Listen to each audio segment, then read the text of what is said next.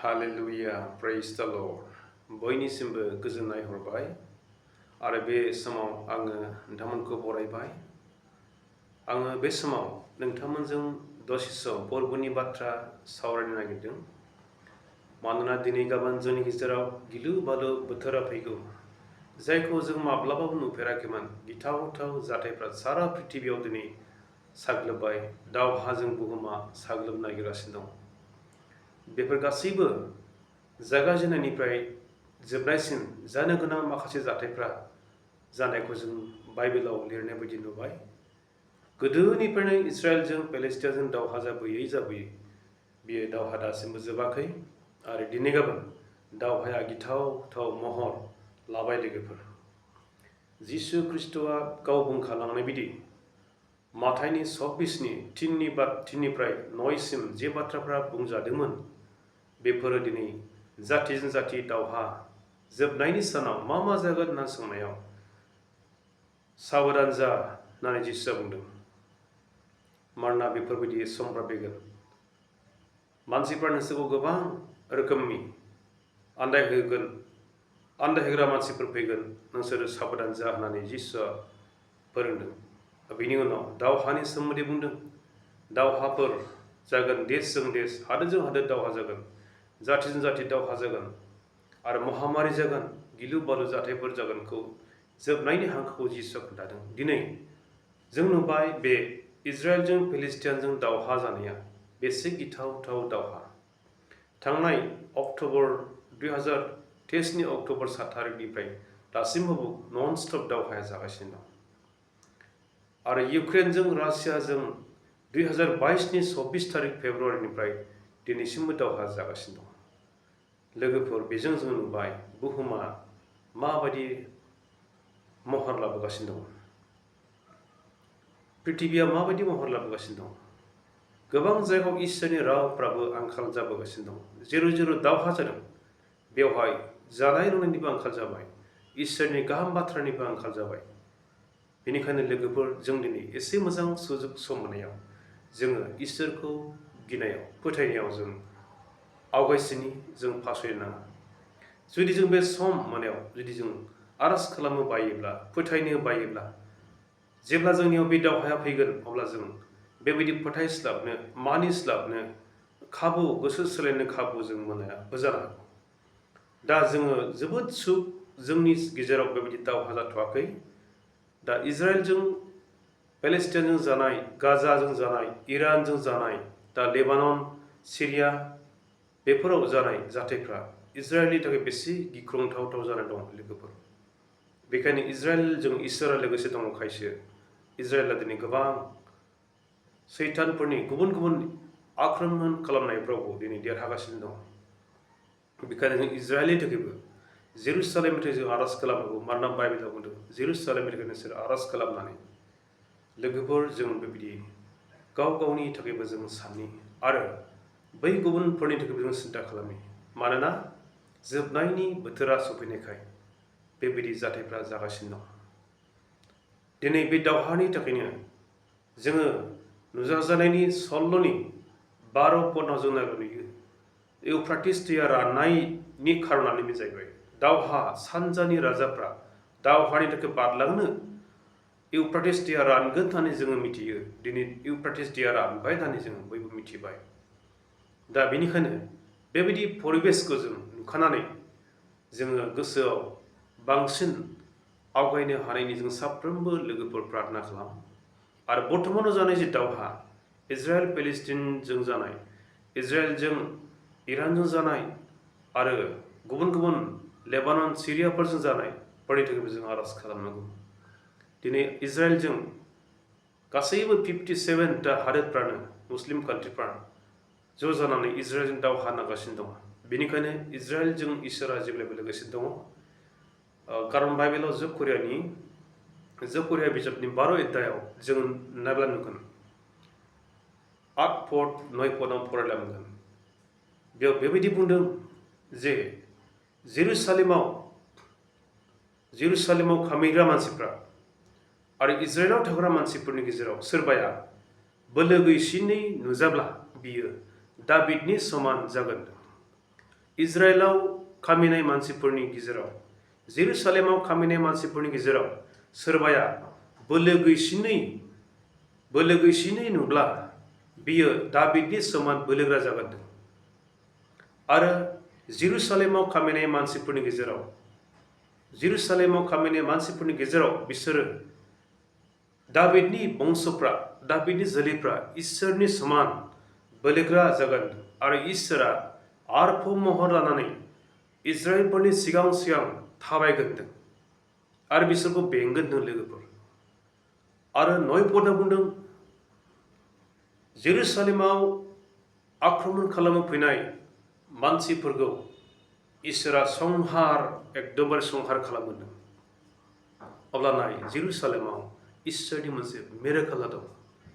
जेरुसालेमा इसोरनि जायगा, जेरुसालेमा इसोरनि गोथार जायगाखाय, इसोरनि मन'नित जायगाखाय इसोरा बे जेरुसालेमखौ अरायबो बेंगोन। इजराइलफ्रा गासै हादरनि गेजेराव दुइसिन हादर एसेल'ब्लाबो इसोरा बिसोरजों गोसो दं। गावदि महान, गावदि बोलोग्रा बेखौ दिन्थिगोन इसोरा इजराइलजों थानानै लोगोफोर। बेखायनो जोङो मिथिबाय इसोरा माबायदि आसरित खामानि मावो। जोंनि इसोरा सोमोनांथाव इसोर। बेखायनो दा गासै बुहुमानो लोगो लानानै इजराइलजों दावहा नांब्लाबो इजराइलहा खहा जागोन एसे, अब्लाबो फेजेननो हानाय नङा। मानोना इसोरा इजराइलफोरजों लोगोसे दङ। जागायजेननायनिफ्रायनो इसोरा बिसोरखौ अनो। आरो बे जाकारियानि बिजाबाव आं जेखौ बुंदों, बयनिख्रुइबो दुइसिन बोलो गैसिनै नुजानाय बे मानसिया जि दाबिदनि समान जायोब्ला, दाबिदखौ जों मिथिगौ दाबिदआ सासे जोबोद बोलोग्रा दावहा नांग्रा मानसि। दाबिदखौ फेजेननो हानाय इजराइल फिलिस्टिनफोरनि गेजेराव रावबो गैयामोन। अब्ला दाबिद बादि जागोन आरो दाबिदनि बंसफ्रा इसोरनि समान बोलोग्रा जागोन, इसोरनि समान बोलोग्रा पावारफुल जागोन। आरो बेबायदि मानसिफोरा ओरैबायदि इसोरजों मन'नित खालामजानाय आरो इसोरा बेबादि मानसिफोरनि सिगां जेब्लायबो थाबायगोन। अब्ला सोर बिसोरखौ फेजेननो हागोन? बेनिखायनो जोङो जिसु ख्रिस्ट'नि जे फैफिनगोन समा खाथि जानायखाय जों गावबा गावनि जिबनखौबो थामथिम खालामनायनि सम जाबाय। दा आङो बुंनो सानदों बे बोथोरा माबायदि बोथोर जागोन? बे बोथोर जाबाय दावहाजों फानथामनि फानसे दावहाजों थैगोन मानसिफ्रा। फानथामनि फानसे बांग्रिंफोरजों थैगोन, फानथामनि फानसे दैबानाफोरजों, बेमार आजारफोरजों थैगोन।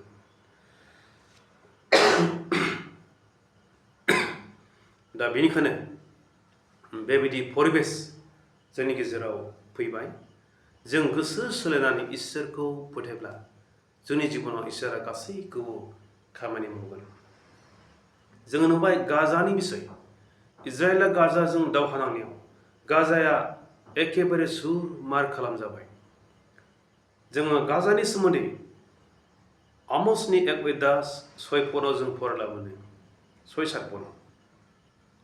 गाजाया इसोरनि नोजोराव जोबोद पाप खालामनायखाय, खनसे नङा खननै खनथाम खनब्रै अपराध इसोरनि बेरेखा मावनायखाय इसोरा बे जायगाखौ इजराइलनि जुगिदि धंस खालामगोन, सावगारजोबगोन होनना बुंदों।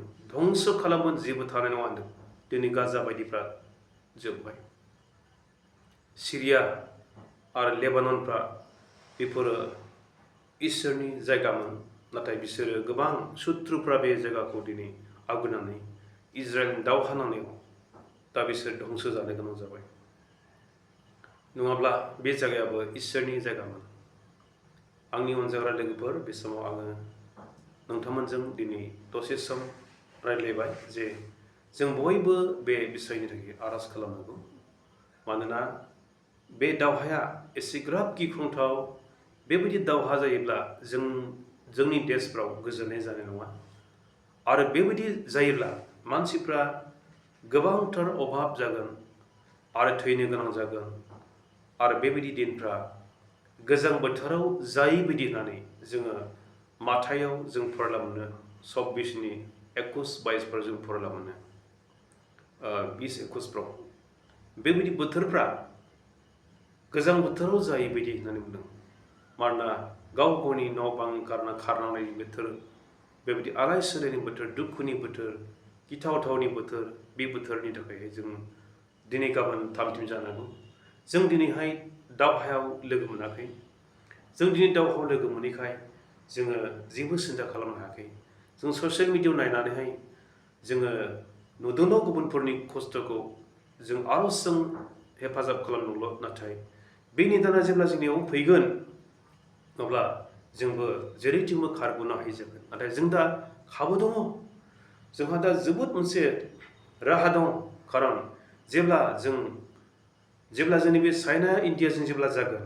अब्ला जोंहा बयनिख्रुइ गिख्रंथावसिन जोंनि गेजेराव फैगोन दा थामथि मुलुग दावहानो आराम्भ जाखाबाय हिसाबै जोङो सिन्था खालामनो गोनां साननो गोनां इसोरखौ गिनाय मानिनायफोरजों फोथायनायजों जों थानायनि सम जाबाय बे समा एलेहुवानि सम नंला आला खालानि सम नंला जों गोसो सोलायनानै गाव गावनि गोसोखौ फोरबोनो गथायनायनि सम गाज्रिनिफ्राय मोजाङाव फैनायनि सम इसोरनि बाथ्रानि फारसे गावखौ ध्यान खालामनायनि सम जेब्लायबो जों इसोरजों नांथाबनायनि सम लोगोफोर बेखायनो जोहोलाव सिख्ला मा बोराय बेन्थ' गासैबोनि थाखाय बे समा खाथि जाबाय जोङो सिरि मोननानै फोथायनायाव आवगायनि आरो इसोरजों जों जेब्लायबो नांथाबनि बे दावहानि गेजेरजोंनो बे प्रिथिबियाव दावहा जे जालांगासिनो दं जाबोबावगोन बे दावहानि गेजेरावनो जानो हागौ मोनसे लांखो जानायफ्रा बारा जुदि दावहाफ्रा बारा जुदि जायोब्ला धोरोमिया मानसिफ्रा सैनो गोब्राब मोनगोन बे समावनो फोथायारिफोरखौ लांखानायफोरा जागोन बेनिखायनो थामथिम जानानै थानाल' जों नांगौ गिख्रंनो एबा उसाव-बादाव जों जानो नाङा जोङो थामथिम जानानै थानायनि थाखायनो जों इसोरजों लिंजाबाय बेनो जोंनि बरसाया लुकासनि 21:36 बुंनाय दं लागारबो आर'ज खालाम सिरिमोननानै था आरो बेफोर गासैबो जाफैगोननिफ्राय एरखिनो आरो मानसिनि फिसालाया जेब्ला फैगोन बेयाव जों गसंनो हानाय बायदि होनदों लोगोफोर जोंनि थामथिम जानायानो सिरि मोननानै थानायानो जोंनि देरसिन खामानि आर'ज खालामनानै थानायानो जोंनि देरसिन खामानि जोंनि थाखा फैसा खामायनायावल' बेस्थ' खालामाजासे धोन सम्पति बुथुमनायावल' बेस्थ' खालामाजासे जानाय लोंनाय मोदोमनिफोरखौल' सम होजासे इसोरनो बांसिन जों सम होनो गाव गावनि जिउनि गोजोननि थाखाय सोरगो रायजोखौ आसा खालामनायजों बांसिन जों थामथिम खालामनानै थानाया साबसिन जाबाय गाहामसिन जे लोगोफोर मानोना बेबायदि बोथोरा फैगौ नों खाबु मोननाय नङा नों हास्लाबनाय नङा बे दिना जेब्ला फैगोन दा बेखायनो बे समा जाबाय जोंनि थाखाय मोजांसिन सम जों गोसो सोलायनि जों इजराइलनि थाखायबो आर'ज खालामनि बे दावहानि थाखायबो जों आर'ज खालामनि जानांगौ होननानै आर'ज खालामालाबा थानो नाङा आरो जेरुसालेमनि थाखायबो आर'ज खालामनानै जोंनि बाइबेला गितफोराव फोरोंनाय दं गितफोरनि 122नि 6 पद ना बेसेबां बेयाव बुंनाय दं दा जोङो फोथायनांगौ आर'ज खालामनांगौ आरो जों गाव गावखौ थामथिम जानानै नेनानै थानायनि सम नुजाजानायनि सल्ल'नि 15 बुंनाय दं नाय आं सिखाव बायदि फैगौ होनदों जिसुआ जायफ्रा सिरिमनानै थाबाय बिसोर साबायस आरो जायफ्रा हिफोरखौ पसाकफोरखौ जिउनि पसाकफोरखौ गाननानै थाबाय बेफोरो साबायस बिसोरो लांथिया फांथिया जानानै लाजि नांनायाव गोग्लैनाय नङा होनदों लोगोफोर साफ्रोमबो फोथायग्राफ्रा जिउनि पसाक गाननानै थामथिम जानानै थानायनि सम जों जेरै गुबुन जायगायाव थाङोब्ला टाउनफ्राव सिटिफ्राव जों जेब्ला थाङो बे समाव जों गाननाय जोमनायखौ जोमफबै थाङो जोंनि जिउआवबो जों थामथिम जानायनि गानफब जोमफब थानायनि सम जाबाय जों मोजां आखल आखुजों धोरोमिया जिउ खांनानै इसोरनि फारसे नांथाबनायनि बे सम जोंनि थाखायहाय लोगोफोर एलेहुवानि सम नंला आला खालानि सम नंला बानायनि सम नंला संसारजों गोरोबनायनि सम नंला मबाइल फेसबुक इउटुबफ्राव गाज्रिफ्राव लोब्बा लानानै समखौ हगारनायनि सम नंला मानोना बोथोरा गाज्रि खाबुखौ बायनानै लादो गाव गावनि गोसो मोदोम जिउजों जोंनि न'खरफ्राव बिसि फिसाय अनलायनाय बिदा फंबायजों अनलायनाय खाथिनि मानसिजों गावजों अनलायनाय फोथायनायाव थुलुंगा होलायनाय जोंनियाव थानो नांसिगौ लोगोफोर हामबायसै आं बेखिनि नोंथांमोननिसिम फोरमायबाय बे बाथ्राजों नोंथांमोन बयनि जिबनाव इसोरा बे दावहानि सोमोन्दै फंनैसो जे बाथ्रा बुंनायनि सायाव इसोरा बोर होगोन आरो नोंथांमोन बयबो थुलुंगा होथों जे इजराइलफोरजों इसोरा जेब्लायबो दं जोंबो लोगोसे बयजोंबो थागोन हामबायसै थेंक इउ सि बयनिसिम गोजोननाय थाबाय जय मासि प्रेज द लर्ड हालेलुया